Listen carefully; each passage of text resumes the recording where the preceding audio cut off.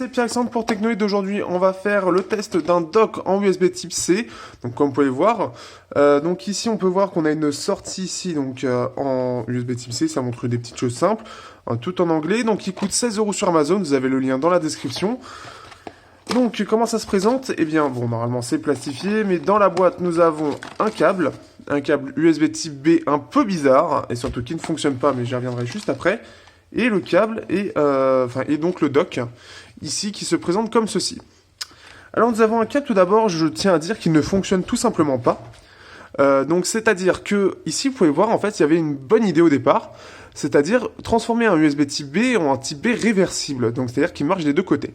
Sauf que le câble que j'ai reçu, il ne fonctionne tout simplement pas. Pourtant, ça a l'air d'être de bonne qualité, mais il ne fonctionne tout simplement pas. Donc je trouve ça dommage.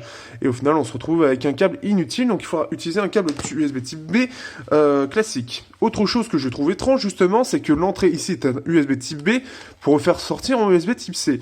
Je trouve qu'il aurait été plus intelligent d'utiliser un USB type B là, avec un câble, USB type C là, avec un câble USB type C, tout en ayant le dock en USB type C, ce qui aurait permis d'avoir un câble en USB type C, et quand on a besoin de recharger le téléphone, sans que le dock soit utile. Donc ça, je trouve ça dommage.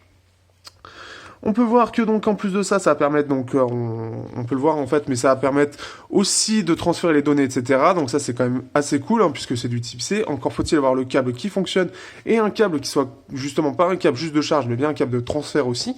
Et donc voici comment ça se présente. Donc comme ceci, hop. Ce serait bien que tu fasses la mise au point. Bon, il n'a pas envie. Donc, on pose comme ceci le téléphone, on branche bien. Donc, ce qui est bien en plus, c'est qu'il est assez long, ce qui va permettre, pour ceux qui ont une entrée assez profonde, de pouvoir bien le mettre. Vous avez aussi le droit, donc, vous avez un petit peu de profondeur qui est acceptée, puisqu'on peut voir que ça bouge. Donc, ça, c'est plutôt cool. Ça tient plutôt bien, c'est stable. Il faut vraiment y aller. Donc c'est un dock que je trouve utile, hein, il marche correctement, il n'y a pas de souci, ça tient bien le téléphone, ça reste plutôt stable, on voit que ça bouge un petit peu, c'est pas très grave, mais c'est plutôt de bonne qualité. Donc ce qui fait que voilà, c'est un dock qui est assez sympa, je l'ai utilisé quelques jours, il charge vraiment correctement, aussi vite que la normale, quand vous avez le câble qui est bien adapté, qui fonctionne, et qui est de bonne qualité. En plus vous avez en dessous un petit côté dérapant, donc voilà. Donc ce qui fait que c'est un dock qui est sympa, mais le câble qui est absolument inutile.